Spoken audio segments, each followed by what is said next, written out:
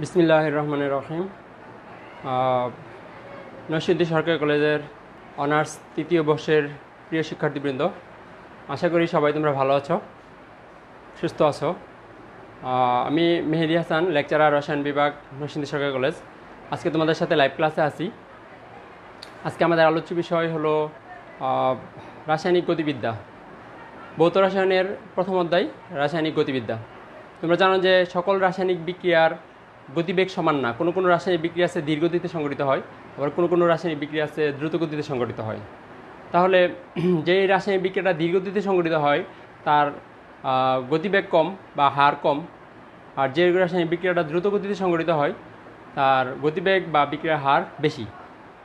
এখন এই অধ্যায়ের শুরুতে আমাদের যে আইডিয়াটা স্পষ্ট করা দরকার সেটা হলো বিক্রিয়ার আণবিকত্ব এবং ক্রম, এই দুইটা টার্ম সম্পর্কে আমাদের জানতে হবে। এই দুইটা টার্ম আমাদের স্পষ্টভাবে জানা দরকার। তার আণবিকত্ব কি? আণবিকত্ব হলো কোনো একটা রাসায়নিক বিক্রিয়ায় বিক্রিয়কের যতটি প্রজাতি বা অণু, পরমাণু বা আয়ন, প্রত্যেকটাকে আমরা কি বলি? প্রজাতি বলি। বিক্রিয়কের যতটা প্রজাতি অংশগ্রহণ করে সেই সংখ্যাকে ওই বিক্রিয়ার আণবিকত্ব বলা হয়। অর্থাৎ বিক্রিয়কের সংখ্যাই তার আণবিকত্ব। তোমরা এখানে দেখতে পাচ্ছ লেখা আছে, দেখো, আণবিকত্ব হলো কোনো রাসায়নিক বিক্রিয়ায় বিক্রিয়কের যতটি প্রজাতি মানে কি? অণু, পরমাণু বা আয়ন অংশগ্রহণ করে সেই সংখ্যাকেই ওই বিক্রিয়াটার কি আণবিকত্ব বলা হয়। যেমন একটা বিক্রিয়া দেখো, যেমন হাইড্রোজেন গ্যাসের সাথে আয়োডিন গ্যাস বিক্রিয়া যদি আমরা মিশাই, দুইটা গ্যাসের সাথে একটা গ্যাসের সাথে একটা গ্যাস মিশাই, তাহলে বাষ্প তৈরি হয়। পরে বাষ্পটাকে ঠান্ডা করলে পানিতে পরিণত হয়। তাই এই বিক্রিয়ায় যদি সমতা বিধান করি, হাইড্রোজেন কয়টা? 2 দুগুণে 4, এখানে 2 দুগুণে 4 হয়, আর অক্সিজেন 2টা, এই 2টা হয়। তা এখন হাইড্রোজেনের মূল সংখ্যা কত? 2। আর অক্সিজেনের মূল সংখ্যা কত? দেখো তোমরা, অক্সিজেনের মূল সংখ্যা হলো বামে থাকে, তাহলে এটা 1। তাহলে 2 + 1 আণবিকত্ব, তাহলে 2 মোল হাইড্রোজেন এবং 1 মোল অক্সিজেন বিক্রিয়া করছে, তাহলে আণবিকত্ব হলো 2 + 1 = কত? 3। তোমরা দেখতে পাচ্ছ যে কোনো বিক্রিয়ার আণবিকত্ব আমরা এইভাবে বিক্রিয়ার সমীকরণটা লিখব। সমীকরণটা লেখার পরে সমতা বিধান করব। সমতা বিধান করে তারপরে ওই বিক্রিয়কের মূল সংখ্যাগুলো যোগ করে দেব। যোগ করে দিলে যে সংখ্যাটা পাওয়া যাবে সেটাই কি বিক্রিয়ার আণবিকত্ব। তোমরা দেখো আমার কথাগুলো তোমরা বুঝতে পারতেছো কিনা, একটু কমেন্টস করে জানাও। আমার কথাগুলো বোঝা যাচ্ছে কিনা একটু কমেন্টস করে তোমরা জানাও, ঠিক আছে? এখন দেখো বিক্রিয়ার ক্রম। তাহলে ক্রম হলো কোনো রাসায়নিক আণবিকত্ব আর ক্রম দুইটা ভিন্ন ভিন্ন টার্ম, ঠিক আছে? তাহলে ক্রম হলো কোনো রাসায়নিক বিক্রিয়ায় বা বিক্রিয়ার পরীক্ষালব্ধ হার বা গতিবেগ। একটু আগে আমি বলছিলাম যে বিক্রিয়ার হার সব বিক্রিয়ার জন্য সমান না। যে বিক্রিয়া ধীর গতিতে সংঘটিত হয় তার হার কম, যে বিক্রিয়া দ্রুত গতিতে সংঘটিত হয় তার হার বেশি। এখন বিক্রিয়ার হার একটা পরীক্ষালব্ধ টার্ম। তাহলে পরীক্ষালব্ধ হার বা গতিবেগ যতটি বিক্রিয়কের গণমাত্রা পদের সমানুপাতিক তাদের ঘাত বা সূচকের সমষ্টিকে ওই বিক্রিয়ার ক্রম বলা হয়। আবার বলছি, দেখো, কোনো রাসায়নিক বিক্রিয়ার পরীক্ষালব্ধ হার বা গতিবেগ যতটি বিক্রিয়কের ঘনমাত্রা পদের সমানুপাতিক তাদের ঘাত বা সূচকের সমষ্টিকে ওই বিক্রিয়ার ক্রম বলা হয়। যেমন আমি একটা বিক্রিয়া দেখাই তোমাদেরকে, এটাই বিক্রিয়ার ক্রম নির্ণয়ের একটা উদাহরণ দেখাচ্ছি।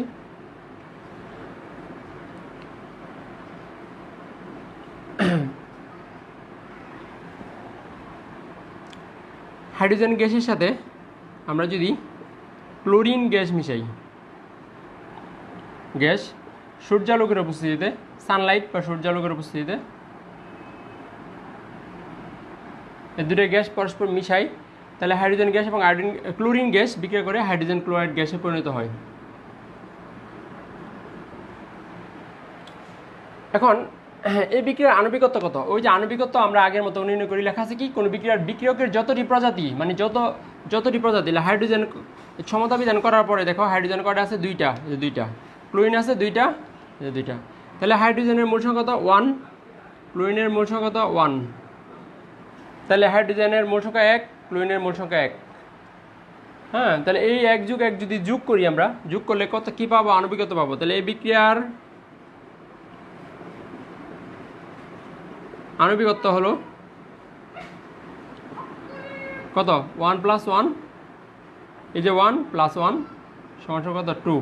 তার মানে আণবিকত্ব হলো বিক্রিয়কের যতটি প্রজাতি অংশগ্রহণ করে তাদের মূল সংখ্যা। হ্যাঁ, এভাবে লিখতে পারি আমরা, যতটি প্রজাতি অংশগ্রহণ করে তাদের মূল সংখ্যাকে আমরা যদি এটাকে কারেকশন করি এভাবে লিখতে পারবো, তাদের মূল সংখ্যাকে আমরা এইভাবে কারেকশন করে দিলে তাদের মূল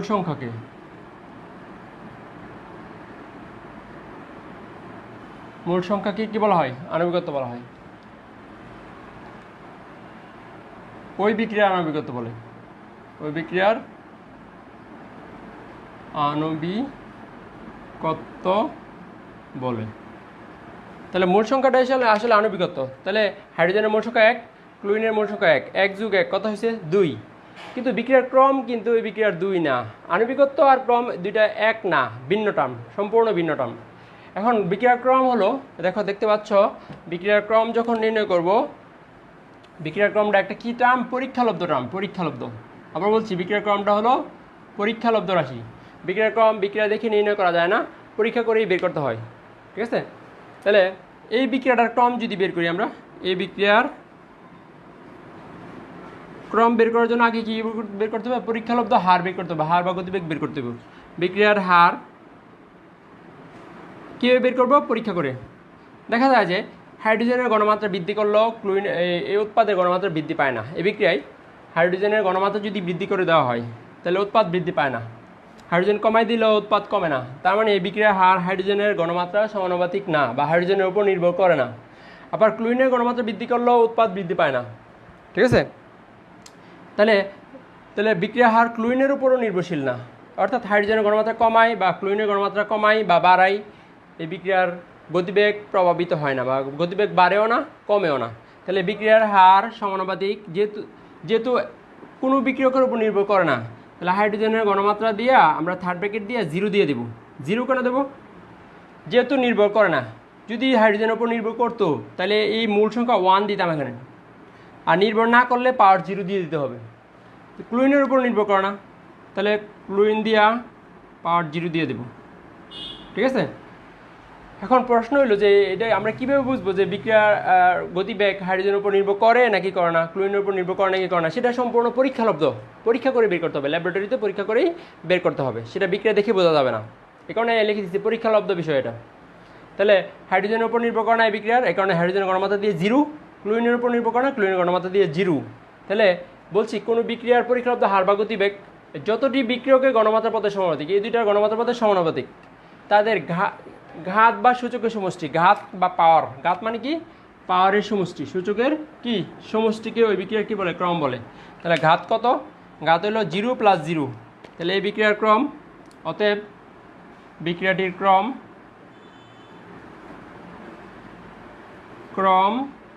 সমান কথা হয় এই 0 পাওয়ার হলো বা ঘাত হলো 0 + 0, 0 + 0 সমান কত? 0।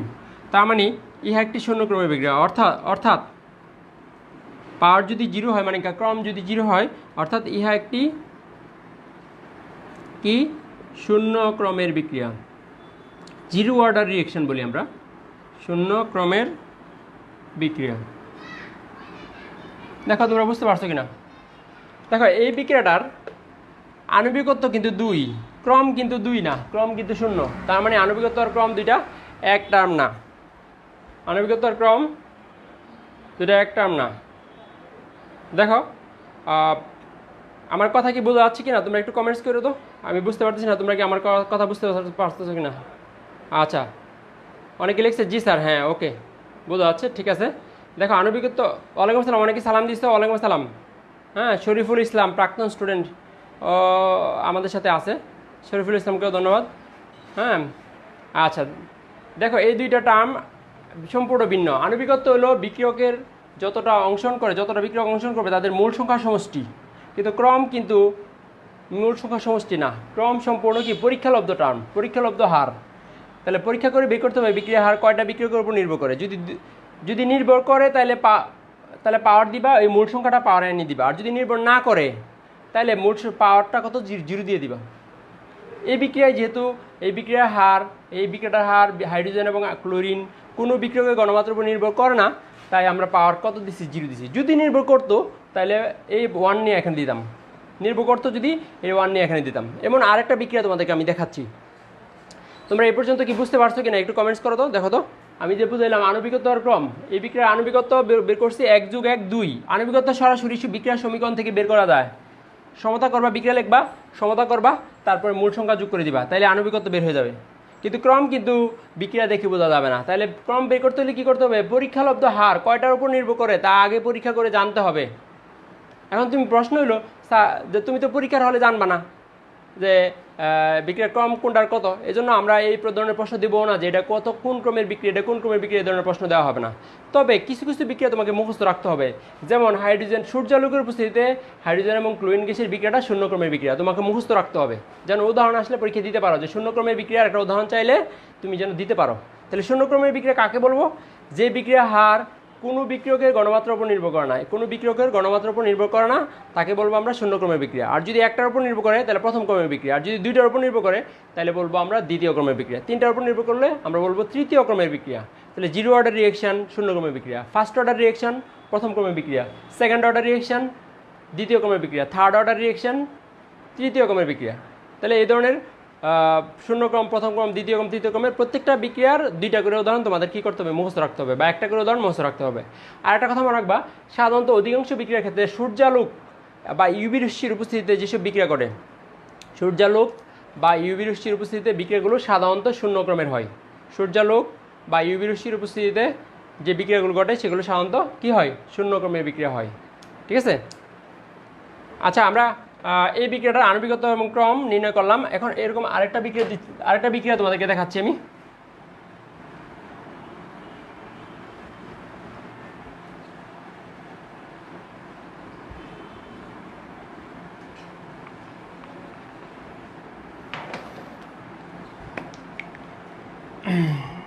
আরেকটা বিক্রিয়া দেখাচ্ছি, উদাহরণ ছিল 1, এখন হলো উদাহরণ 2।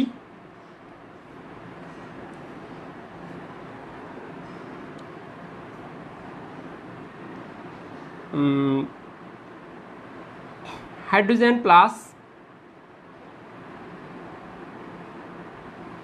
আয়োডিন গ্যাসের বিক্রিয়া, H2 গ্যাস এবং আয়োডিন গ্যাসের বিক্রিয়া, এই দুইটা গ্যাসের বিক্রিয়া দিলাম। বিক্রিয়া দিলে কী হবে? দেখো, হাইড্রোজেন আয়োডাইড গ্যাস তৈরি হবে, HI গ্যাস। সমতা যদি করি হাইড্রোজেন 2টা, তাহলে এখানে 2 দিয়ে দিবা, আয়োডিনও 2টা, তাহলে 2 দিয়ে দিলাম। ঠিক আছে? এখন দেখো, এই বিক্রিয়াটার যদি পরীক্ষা করে বিক্রিয়ার হার বের করি, দেখা যায় যে হাইড্রোজেনের গণমাত্রা বৃদ্ধি করলে উৎপাদ বৃদ্ধি পায়, আবার আয়োডিনের গণমাত্রা বৃদ্ধি করলেও কি উৎপাদ বৃদ্ধি পায়। অর্থাৎ বিক্রিয়ার হার হাইড্রোজেনের উপর নির্ভরশীল হয়, আয়োডিনের উপর নির্ভরশীল হয়। এটা কিন্তু সূর্যালোকের উপস্থিতিতে না। ঠিক আছে? তাহলে এই বিক্রিয়াটির হার, বিক্রিয়ার পরীক্ষালব্ধ হার, বা হার মানেই পরীক্ষালব্ধ হার, পরীক্ষালব্ধ হার সমানুপাতিক। আবার বলছি, এই বিক্রিয়ার ক্ষেত্রে পরীক্ষা করলে দেখা যায় যে বিক্রিয়ার হার হাইড্রোজেনের উপর নির্ভরশীল, মানে হাইড্রোজেন বৃদ্ধি করলে উৎপাদ বৃদ্ধি পায়। তাহলে যেহেতু হাইড্রোজেনের উপর নির্ভরশীল, তাই হাইড্রোজেনের গণমাত্রা দিয়ে এই কয় মোল? এটা 1 মোল, তাহলে পাওয়ার 1। ঠিক আছে? নির্ভর করলে পাওয়ার 1, আর যদি নির্ভর না করে, ওই বিক্রিয়াটার উপর, ওই বিক্রিয়কের উপর নির্ভর না করে, তাহলে পাওয়ার 0 দিতে হয়। নির্ভর না করলে পাওয়ার 0 দিতে হয়, নির্ভর করলে মূল সংখ্যাটা না এখানে দিতে হয়, পাওয়ারে দিতে হয়। এখন আবার দেখা যাচ্ছে আয়োডিনের গণমাত্রা বৃদ্ধি করলেও উৎপাদ বৃদ্ধি পায়। তাহলে আয়োডিনের গণমাত্রা, থার্ড ব্র্যাকেট মানে মোলার গণমাত্রা, মনে রাখবা, এই থার্ড ব্র্যাকেট দ্বারা কি বোঝায়? মোলার ঘনমাত্রা বোঝায়। তাহলে আয়োডিনের ঘনমাত্রা বৃদ্ধি করলে উৎপাদ বৃদ্ধি পায়। তাহলে আয়োডিনের মোট সংখ্যা কত? 1, তাহলে 1 এনে দিলাম। তাহলে এই বিক্রিয়ার ক্রম, এই বিক্রিয়ার ক্রম কত হবে? অতএব বিক্রিয়াটির ক্রম, বিক্রিয়াটির আণবিকত্ব বের করি, ক্রম বের করি। আণবিকত্ব কত? আগে আণবিকত্ব বের করবো, পরে ক্রম বের করি। আণবিকত্ব সমান, দেখো, 1 + 1। আণবিকত্ব সবসময় বিক্রিয়কের মূল সংখ্যার সমষ্টি। তাহলে 1 + 1 কত? 2।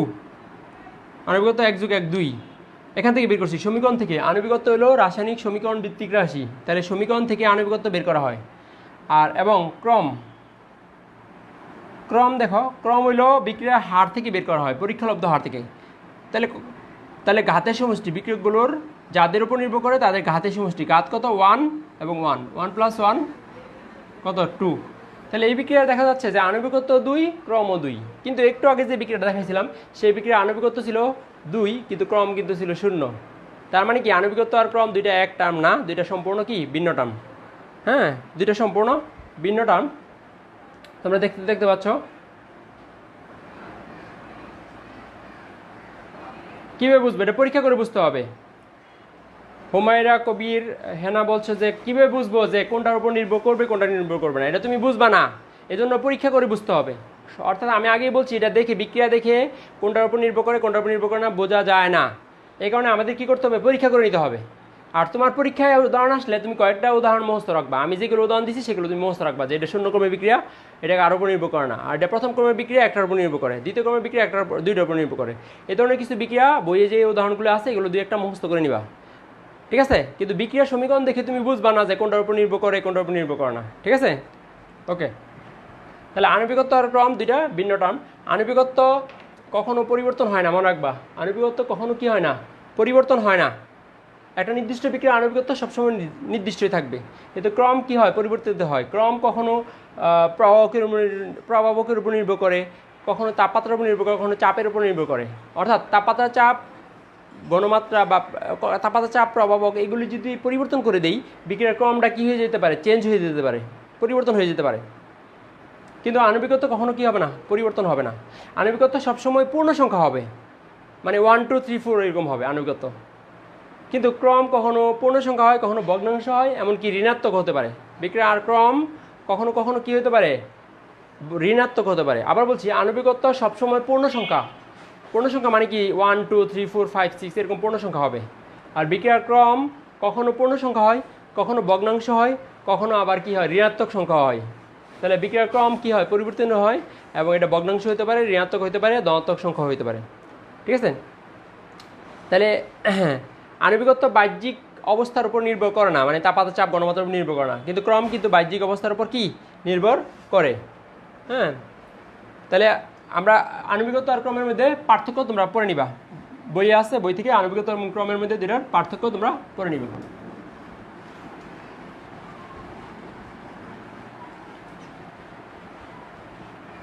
তাহলে আমি কিসের উদাহরণ দিছি দেখো তো? শূন্য ক্রমের বিক্রিয়ার উদাহরণ দিছি। তারপরে কি উদাহরণ দিছি বলো তো? দ্বিতীয় ক্রমের বিক্রিয়ার উদাহরণ দিছি। শূন্য ক্রমের বিক্রিয়া ছিল সূর্যের উপস্থিতিতে হাইড্রোজেন এবং ক্লোরিন গ্যাসের বিক্রিয়া ছিল শূন্য ক্রমের বিক্রিয়া। আর শুধু হাইড্রোজেন আর আয়োডিন গ্যাসের বিক্রিয়া, কোনো প্রভাবক ছাড়া, তাপমাত্রা, চাপ বা সূর্যালোক ছাড়া শুধু হাইড্রোজেন আর আয়োডিন গ্যাসের বিক্রিয়া হলো দ্বিতীয় ক্রমের বিক্রিয়া। তাহলে একটা প্রথম ক্রমের বিক্রিয়ার উদাহরণ দিই। এই উদাহরণগুলি তোমরা কি মুখস্থ রাখবা, যেন পরীক্ষায় আসলে দিতে পারো যেন। একটা প্রথম ক্রমের বিক্রিয়ার উদাহরণ দিই। বিক্রিয়ার ক্রম শূন্য হইলে শূন্য ক্রমের বিক্রিয়া, বিক্রিয়ার ক্রম 1 হইলে প্রথম ক্রমের বিক্রিয়া। ক্রম যখন 1 হবে, যেমন ডাইনাইট্রোজেন পেন্টাঅক্সাইড, এই যে গ্যাসটা, এটার নাম কি? ডাইনাইট্রোজেন পেন্টাঅক্সাইড গ্যাসকে যদি আমরা বিয়োজিত করি, তাপে বিয়োজিত করি, তাপ দিই, এটাকে তাপ দিলে এটা কি হয়? N2O4 হয়, প্লাস হাফ অক্সিজেন হয়। N2O4 plus half oxygen, it's a dinitrogen pentoxide আর ইটস এ ডাইনাইট্রোজেন টেট্রাঅক্সাইড। তাহলে এই বিক্রিয়াটির পরীক্ষালব্ধ হার,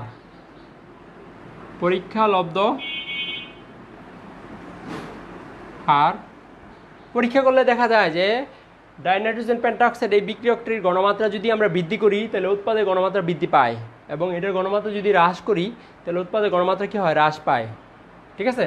যেহেতু এটা বাড়াইলে উৎপাদ বাড়ে আর বিক্রিয়ক কমাইলে উৎপাদ কমে, তাহলে বিক্রিয়া হার এই বিক্রিয়কটার গণমাত্রার সমানুপাতিক। এটা কার সূত্র? বর্গীয় সূত্র, যে কোনো মুহূর্তে বিক্রিয়া হার সমানুপাতিক বিক্রিয়কের গণমাত্রা। বিক্রিয়ক কি? N2O5, বিক্রিয়কের গণমাত্রা সমানুপাতিক। এটা কার সূত্র? বর্গীয় সূত্র। নির্দিষ্ট তাপমাত্রা, নির্দিষ্ট চাপে কোনো একটি রাসায়নিক বিক্রিয়ার হার বিক্রিয়কের গণমাত্রার সমানুপাতিক। থার্ড ব্র্যাকেট দ্বারা মোলার গণমাত্রা বোঝায়, আর এটা হলো সমানুপাতিক, ঠিক আছে? এখন দেখো, যেহেতু এটা কয় মোল? 1 মোল, তাহলে পাওয়ার কত দিবা? 1 দিবা। 1 মোল দেখে পাওয়ার 1 দিবা, ঠিক আছে? তাহলে এখন ক্রম, এই বিক্রিয়াটির বিক্রিয়ার ক্রম কি বলছিলাম? যে বিক্রিয়ার পরীক্ষালব্ধ হার যতটি বিক্রিয়কের গণমাত্রা পদের সমানুপাতিক তাদের ঘাতের সমষ্টি। ঘাত মানে পাওয়ার কত? 1। তাহলে বিক্রিয়ার ক্রম কত? 1। অর্থাৎ বিক্রিয়ার ক্রম 1 মানে কি? এ একটা প্রথম ক্রমের বিক্রিয়া। সুতরাং ইহা একটি প্রথম ক্রমের বিক্রিয়া।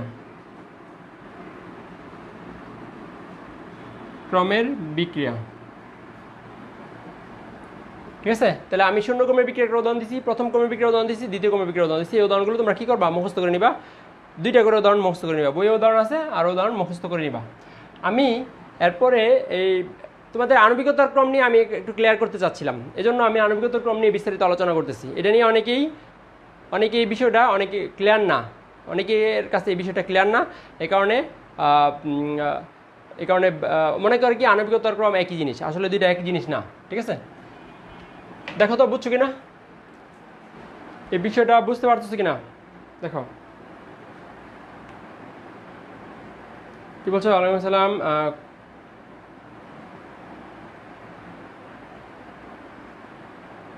ওকে, তাহলে আমি শূন্যক্রম, প্রথম ক্রম, দ্বিতীয় ক্রম বিক্রিয়ার উদাহরণ দিলাম। এখন আমরা ছদ্ম একানবিক বিক্রিয়া কি, এ সম্পর্কে একটা আলোচনা করব। ছদ্ম একানবিক বিক্রিয়া,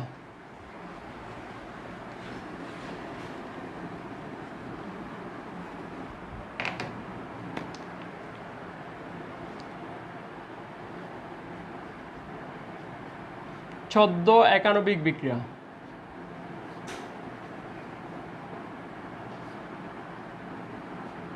বা ছদ্ম প্রথম ক্রমের বিক্রিয়া।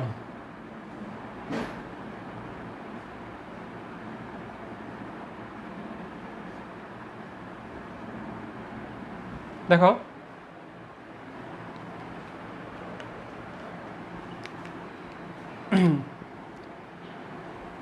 ছদ্ম একানবিক বিক্রিয়া বা ছদ্ম প্রথম ক্রমের বিক্রিয়া, এটা কি?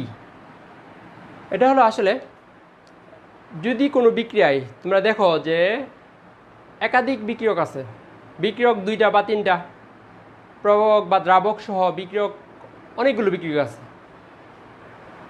বিক্রিয়ক আছে, কিন্তু বিক্রিয়া হার নির্ভর করে মাত্র একটার উপর। অর্থাৎ একাধিক বিক্রিয়ক থাকা সত্ত্বেও বিক্রিয়া হার একটার উপর নির্ভর করে। আপাত দৃষ্টিতে মনে হয় যে বিক্রিয়া হার 2টার উপর বা 3টার উপর নির্ভর করার কথা, কিন্তু নির্ভর করে মাত্র একটার উপর।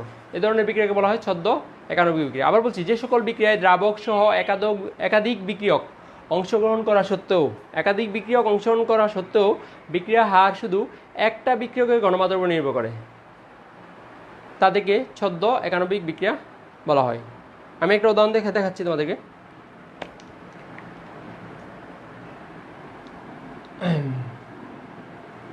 উদাহরণ,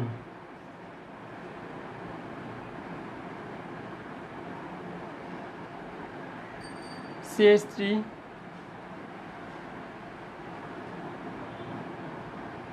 COO C2H5, এটা একটা অ্যাস্টার, এর নাম বলে ইথাইল ইথানোয়েট বা ইথাইল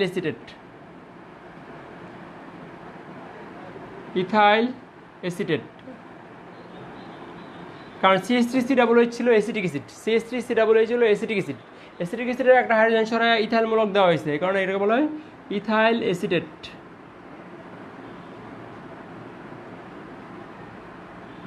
ইথাইল এসিটেটের যদি আমরা পানি দিয়ে হাইড্রোলাইসিস করি, পানি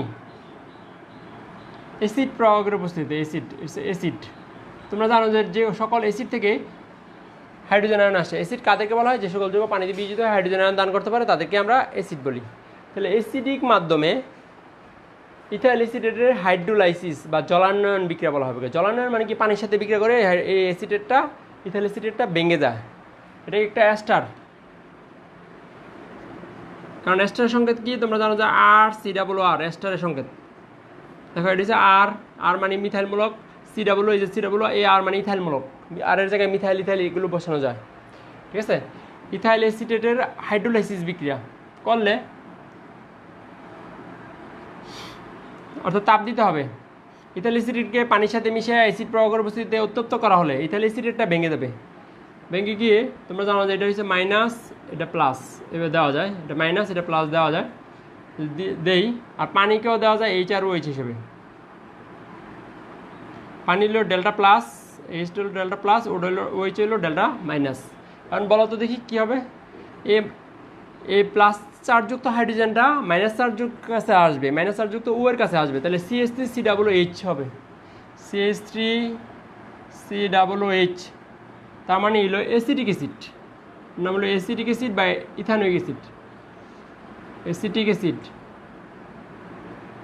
প্লাস প্লাস কী হবে দেখো, প্লাস অংশ গেছে মাইনাসের কাছে, আর মাইনাস অংশ কার কাছে বা প্লাসের কাছে, তাহলে C2H5OH, C2H5OH নাম হলো ইথানল বা ইথাইল অ্যালকোহল, ইথাইল অ্যালকোহল বা ইথানল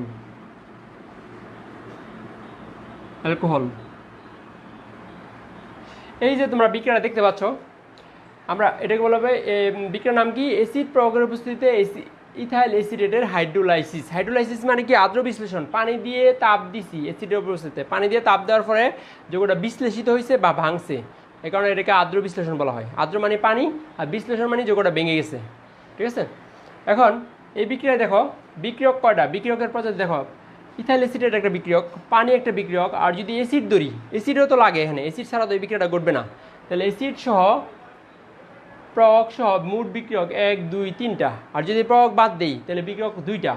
তাহলে আপাত দৃষ্টিতে মনে হচ্ছিল যে বিক্রিয়ার হার ইথাইল অ্যাসিটেট এবং পানি এই দুইটার উপর নির্ভর করে। আপাত দৃষ্টিতে মনে হয় যে বিক্রিয়া এটা দুইটা বিক্রিয়কের উপর নির্ভর করে বিক্রিয়ার হার, অর্থাৎ দ্বিতীয় ক্রমের বিক্রিয়া মনে হয়। আপাত দৃষ্টিতে ইহাকে দ্বিতীয় ক্রমের বিক্রিয়া মনে হয়, কিন্তু বাস্তবে ইহা শুধু প্রথম ক্রমের বিক্রিয়া। তাহলে দেখে মনে হচ্ছে দ্বিতীয় ক্রমের, কিন্তু আসলে প্রথম ক্রমের। তাহলে কেন এরকম হইল, যে ইথাইল অ্যাসিটেটের ঘনমাত্রা বৃদ্ধি করলে উৎপাদে ঘনমাত্রা বৃদ্ধি পায়, কিন্তু পানির ঘনমাত্রা বৃদ্ধি করলে উৎপাদে ঘনমাত্রা বৃদ্ধি পায় না।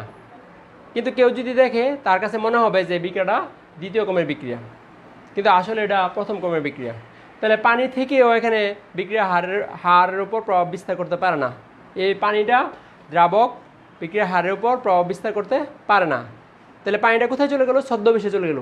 পানি থাইকেও মনে করো নাই, কারণ পানি থাইকেও বিক্রিয়ার গতিবেগকে বৃদ্ধি করতে পারে না। তাহলে পানিটা ছদ্মবেশে চলে গেছে, এই কারণে এটাকে বলা হবে ছদ্ম একানবিক বিক্রিয়া। একানবিক মানে একটার উপর নির্ভর করে, দেখে মনে হচ্ছে দুইটার উপর নির্ভর করবে, কিন্তু বাস্তবে নির্ভর করবে শুধু একটার উপর। এ ধরনের বিক্রিয়াকে বলা হবে ছদ্ম একানবিক বিক্রিয়া।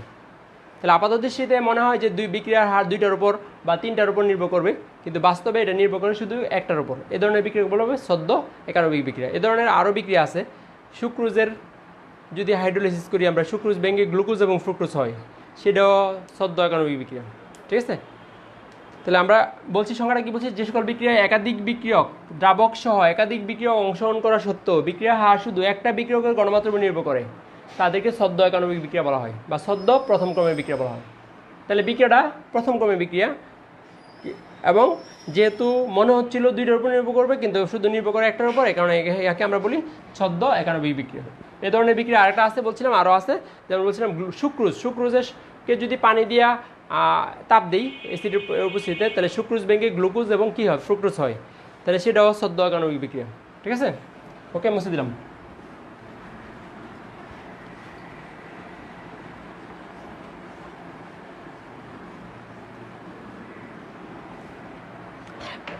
এই চ্যাপ্টারে তোমাদের বিভিন্ন বিক্রিয়ার প্রথম প্রথম ক্রমের দ্বিতীয় ক্রমের বিক্রিয়ার হার ধ্রুবকের সমীকরণ প্রতিপাদন করতে হবে। এই চ্যাপ্টারের কিছু অংশ তোমরা ফার্স্ট ইয়ারে পড়ছো, তাহলে এখানে আবার এগুলো পড়তে হবে, ঠিক আছে। তাহলে শূন্যক্রমের বিক্রিয়ার প্রশ্ন হলো, শূন্যক্রমের বিক্রিয়ার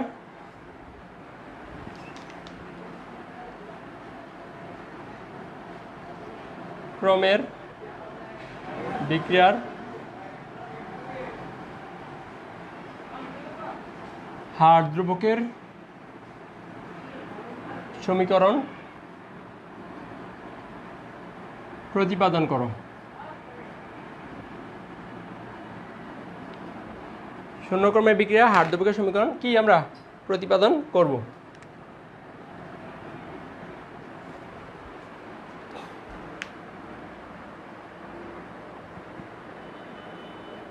দেখো, একটা শূন্যক্রমের বিক্রিয়া নেই, আমরা মনে করি উত্তর, মনে করি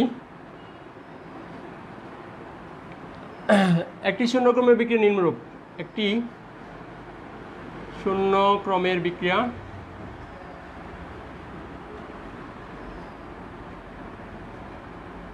নিম্নরূপ।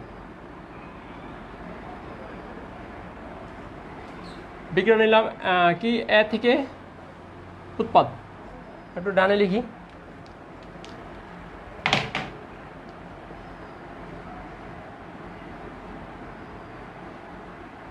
অর্থাৎ এ বিক্রিয়া করে যে কোনো উৎপাদ হয়েছে, উৎপাদ ধরলাম বি, বি হোক সি হোক যাই হোক না কেন, এ বিক্রিয়া করে ও বি হয়েছে। কারণ শূন্যক্রমের বিক্রিয়া তো আসলে কোনো বিক্রিয়কের গণমাত্রার উপর নির্ভর করে না। এখন বিক্রিয়ক যদি একটা নেই, দুইটা নেই, তিনটা নেই, যাই নেই না কেন, কোনো বিক্রিয়কের উপর নির্ভর করবে না।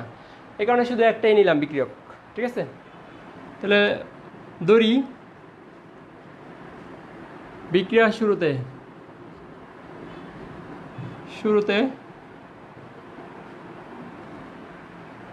কত ঘনমাত্রা, বিক্রিয়ার শুরুতে গণমাত্রা এর গণমাত্রা দিলাম এ। বিক্রিয়ার শুরুতে বিক্রিয়ক এর গণমাত্রাকে স্মল এ ধরলাম আমরা। আর যখন বিক্রিয়া শুরু তখন কিন্তু উৎপাদ থাকে না, কারণ উৎপাদের গণমাত্রা সবসময় কত শূন্য হবে। বিক্রিয়ার শুরুতে উৎপাদের গণমাত্রা সবসময় কত হয়? শূন্য হয়, ঠিক আছে। সাম্যাবস্থায় টি সময় পর সাম্যাবস্থা, বিক্রিয়াটা সাম্যাবস্থা অর্জিত হবে। তাহলে ধর টি সময় পর সাম্যাবস্থায় গণমাত্রা হবে। আচ্ছা, সাম্যাবস্থায় বিক্রিয়ক শুরুতে গণমাত্রা ছিল এ থেকে কিন্তু কিছু বিক্রিয়ক কমে গিয়ে উৎপাদে পরিণত হবে, ফলে এর পরিমাণ কমে যাবে। যেহেতু এ থেকে কিছু বিক্রিয়ক কমে গিয়ে উৎপাদে পরিণত হয়, ফলে এর পরিমাণটা কমে যায়। তাহলে ধরলাম এক্স পরিমাণ চলে গেল উৎপাদে, বিক্রিয়কের গণমাত্রা এ থেকে এক্স চলে গেল উৎপাদে, তাহলে বাকি থাকবে কি এ মাইনাস এক্স। আবার বলছি, সাম্যাবস্থায় এ থেকে এক্স পরিমাণ উৎপাদে চলে গেল, তাহলে এক্স পরিমাণ যদি উৎপাদে চলে যায় তাহলে বাকি থাকবে কি এ মাইনাস এক্স, ঠিক আছে। বরক্রিয়া সূত্র অনুযায়ী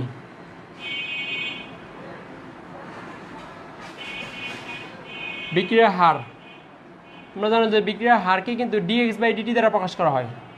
বিক্রিয়ার হার কি ডিএক্স বাই ডিটি বা minus dc by dt. X হলো উৎপাদের গণমাত্রা, এক্সটা কি, এক্সটা হলো টি সময় পর উৎপাদের গণমাত্রা হলো এক্স, আর টি হলো সময়, যতটুকু সময় পর বিক্রিয়াটা সাম্যাবস্থা অর্জিত হয়েছে বা যতটুকু সময় পর বিক্রিয়ার হার আমরা বের করতেছি, ঠিক আছে।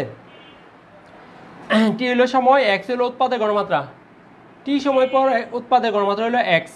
তাহলে বরক্রিয়া সূত্র বলে যে কোনো মুহূর্তে বিক্রিয়ার হার বিক্রিয়কের গণমাত্রা সমানুপাতিক। এখন বলতো টি সময় পর বিক্রিয়ার হার কার সমানুপাতিক হইব? বিক্রিয়কের গণমাত্রা সমানুপাতিক। তাহলে টি সময় পর বিক্রিয়ক এর গণমাত্রা বাকি থাকলো কি এ মাইনাস এক্স, তাহলে এ মাইনাস এক্স এর সমানুপাতিক। বুঝছো কিনা দেখো। আবার বলছি, বরক্রিয়া সূত্র বলে যে বিক্রিয়ার হার বিক্রিয়কের গণমাত্রা সমানুপাতিক। এই যে সমানুপাতিক, বিক্রিয়কের গণমাত্রা কোনটা নিব? এটা নিব না এটা নিব? যেহেতু আমরা বিক্রিয়ার টি সময় পর সাম্যাবস্থায় বিক্রিয়ার হার বের করতেছি, এখন সাম্যাবস্থায় বিক্রিয়ক এর গণমাত্রা হলো এম এন এস এক্স এর গণমাত্রা সমানুপাতিক বিক্রিয়ার হার। যেহেতু ইহা শূন্যক্রমের বিক্রিয়া, আগেই বলে নিছি যে বিক্রিয়াটা কি শূন্যক্রমের বিক্রিয়া, তাহলে পাওয়ার কত দিবা? 0 দিবা। আর যদি প্রথম ক্রমের বিক্রিয়া হয় তাহলে পাওয়ার 1 দিবা, যদি দ্বিতীয় ক্রমের বিক্রিয়া হয় তাহলে পাওয়ার 2 দিবা, এভাবে দিবা, ঠিক আছে। বা এখান থেকে বা ডিএক্স বাই ডিটি সমান সমান, এই সমানুপাতিক চিহ্ন তুলে দিলে একটা সমান সমান দিতে হবে এবং একটা সমানুপাতিক ধ্রুবক দিতে হবে। ধ্রুবকটা ধরলাম K, small K into e minus x to the power কত? 0। বুঝছো কিনা দেখো, এই সমানুপাতিক চিহ্ন তুলে দিয়ে সমান সমান এবং একটা ধ্রুবক দিলাম। আর এ মাইনাস এক্স 0, এ মাইনাস এক্স 0। তোমরা জানো যে কোনো টার্মের পাওয়ার যদি 0 হয় তাহলে মান কত হয়ে যায়? 1 হয়ে যায়। যে কোনো টার্মের পাওয়ার যদি 0 হয় তাহলে মান কত হবে? 1। তাহলে এ মাইনাস এক্সের পাওয়ার 0 মানে এ মাইনাস এক্সের 0 মানে এটার মান কত? 1। তাহলে বাকি থাকবে হলো ডিএক্স বাই ডিটি সমান সমান কে ইন্টু কত? 1, কে ইন্টু 1। তার মানে কে, শুধু কে থাকবে, ঠিক আছে।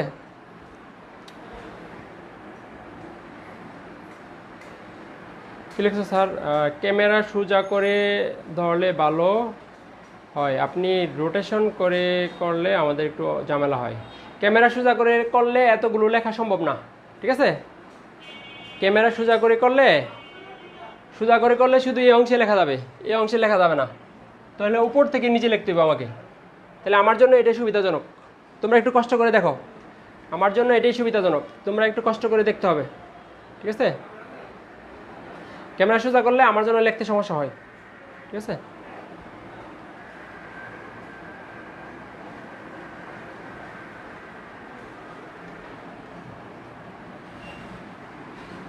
তাহলে বা তারপরে দেখো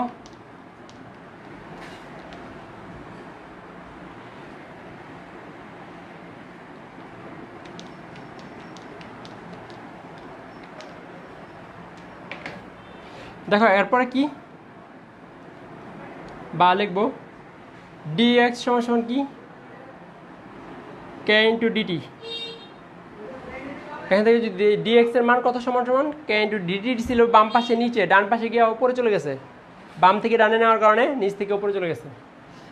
এখন এই সমীকরণটাকে সমাধান করার জন্য যে ddx আছে, d মানে ddx ডিফারেন্সিয়েশনকে সমাধান করতে কি লাগে বা উঠাইতে হলে ইন্টিগ্রেশন করা লাগে। ডিফারেন্সিয়েশনের বিপরীত টার্ম হলো ইন্টিগ্রেশন। এই সমীকরণটাকে ইহাকে সমাকলন করে পাই, উভয় দিকে ইন্টিগ্রেশন বা সমাকলন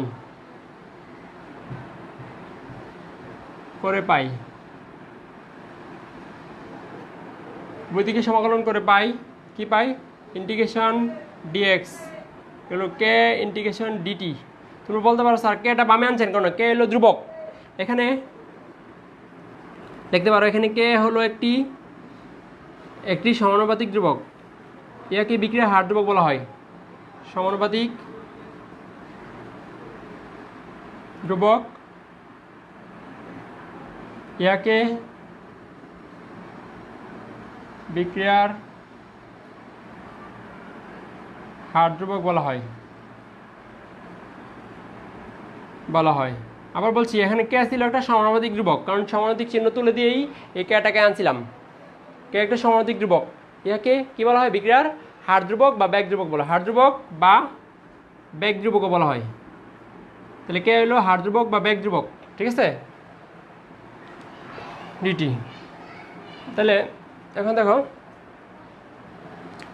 এখন তোমরা জানো যে এই কেটা ধ্রুবক বলে ধ্রুবক পদের ইন্টিগ্রেশন করার সময় বাম দিকে নিয়ে আসতে হয়, এই যে কারণে বাম দিকে নিয়ে আসছি। ইন্টিগ্রেশন আর ডিফারেন্সিয়েশন কাটা যাবে, থাকবে কি এক্স ইকুয়াল টু কি ইন্টিগ্রেশন ডিফারেন্সিয়েশনকে উঠাই দেয় বা ক্যান্সেল করে দিলে থাকবে এলে এক্স, আর ডান পাশে থাকে কে, ইন্টিগ্রেশন আর ডিফারেন্সিয়েশন কাটা গেলে থাকবে টি। তোমরা জানো যে ইন্টিগ্রেশন করলে সমাকলন করলে একটা সমাকলন ধ্রুবক দিতে হয়, ধ্রুবকটা হলো সি। সমাকলন করলে একটা ধ্রুবক দিতে হয়, ধ্রুবকটা কি সি। এটাকে বললাম 1 নং সমীকরণ, ঠিক আছে 1 নং সমীকরণ। এখন যখন টি সমান 0 ছিল, টি সমান 0 মানে বিক্রিয়াটা তখনও শুরু হয় নাই। বিক্রিয়ার শুরুতে টি সমান 0, টাইম ইকুয়াল টু 0, তখনও কিন্তু বিক্রিয়া শুরু হয় নাই। আর যখন শুরু হয় নাই তখন উৎপাদের গণমাত্রা কিন্তু 0 ছিল। টি সমান, আবার বলছি দেখো টি সমান 0 মানে বিক্রিয়া শুরু, বিক্রিয়া যখন শুরু তখন উৎপাদ তখন সৃষ্টি হয় নাই বা তৈরি হয় নাই। এখন উৎপাদের গণমাত্রা কি এক্সটা কিন্তু উৎপাদের গণমাত্রা, তখন এক্স এর মান মানে উৎপাদের গণমাত্রা এক্স এর মান কত 0, ঠিক আছে। এটা একটু আগে আমরা দেখছিলাম, দেখো বিক্রিয়াটা ছিল এটা এ থেকে উৎপাদ ছিল বি। তাহলে শুরুতে টি সমান 0 হলে মানে শুরুতে বিক্রিয়ার গণমাত্রা ছিল এ আর উৎপাদের গণমাত্রা ছিল 0। টি সময় পর কি ছিল, এক চলে গেছিল উৎপাদে আর বাকি হলো এ মাইনাস এক্স। দেখো টাইম যখন 0 তখন এর মান টাইম 0 মানে কি বিক্রিয়ার শুরুতে বিক্রিয়কের গণমাত্রা ছিল 0। এই লাইনটা আমরা কিন্তু প্রথমে এটা দিয়ে শুরু করছিলাম। এবং বিক্রিয়া যখন শুরু তখন উৎপাদের গণমাত্রা 0, তার মানে কি টাইম যখন 0 তাহলে এক্স এর মানটা 0। এই যে টাইম যখন 0 তখন টাইম 0 মানে এই লাইনে টাইম 0 হইলে এক্স এর মান কত হয় 0 হয়। টাইম 0 হইলে এক্স মানে উৎপাদের গণমাত্রা কত হয় 0 হয়, ঠিক আছে। এটা হচ্ছে 1 নং সমীকরণ। এই শর্ত 1 নং সমীকরণে বসাইবা, 1 নং সমীকরণে বসিয়ে পাই কি পাই দেখো, এটা হলো সাইড নোট, এটা আগেই করছিলাম, এটা আর লেখা লাগবে না।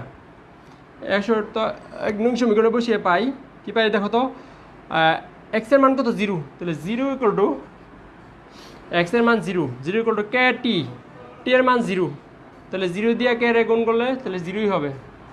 এখানে টি এর মান যেহেতু 0 তাহলে কে ইন্টু 0 সমান সমান 0 সমান সমান সাথে কি আছে প্লাস সি। এই শর্ত বসাই দিলাম, এক্স এর মান 0 হয়েছে 0, টি এর মান 0 হয়েছে 0 প্লাস সি। অতএব বা সি ইকুয়াল টু কত 0। এখানে দেখা যাচ্ছে সি এর মান মানে ধ্রুবকের মান কত 0। এই সি এর মান এখন কোথায় বসাবা 1 নং সমীকরণে বসাবা। সি ইকুয়াল টু 0 1 নং সমীকরণে বসিয়ে পাই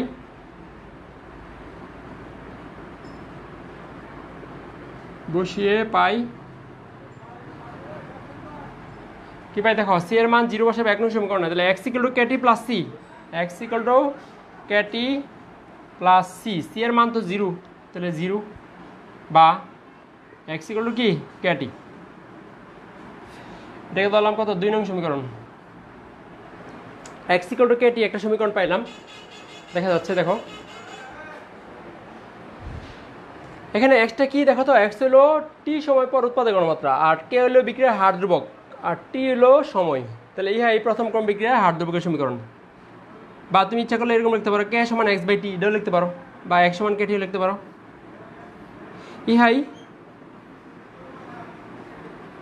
সরি ইহা শূন্য ক্রমের প্রথম ক্রম না, শূন্য ক্রমে ইহাই শূন্য ক্রম বিক্রিয়ার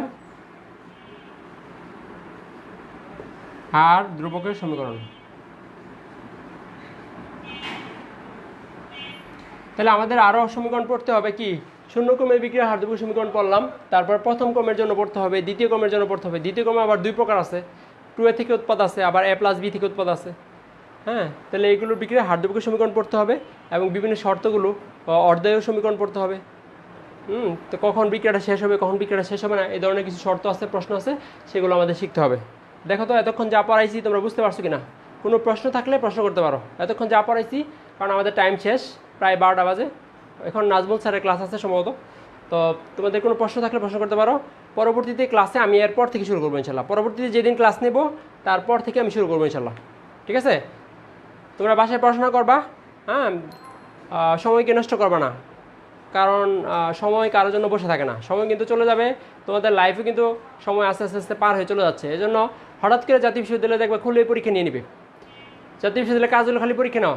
এই জন্য তোমরা দেখবা যে হঠাৎ করে পরীক্ষা নিয়ে নিবে, শিডিউল দিয়ে দিবে, তোমাদেরও পরীক্ষা দিয়ে দিতে হবে। এই জন্য আগে থেকে পড়াশোনা করতে হবে। হ্যাঁ, বাসায় পড়াশোনা করবা, সুস্থ থাকবা। কোনো প্রশ্ন আছে কি? কোনো প্রশ্ন থাকলে প্রশ্ন করতে পারো, কোনো প্রশ্ন থাকলে প্রশ্ন করতে পারো। দেখা যাচ্ছে কোনো প্রশ্ন নাই। ঠিক আছে, এতক্ষণ ধৈর্য ধরে ক্লাস করার জন্য, আমাদের সাথে লাইভ ক্লাসে থাকার জন্য সবাইকে আন্তরিক ধন্যবাদ জানাচ্ছি। সবাই ভালো থাকবা, সুস্থ থাকবা। আজকের মতো এখানে শেষ করছি। হ্যাঁ, আল্লাহ হাফেজ।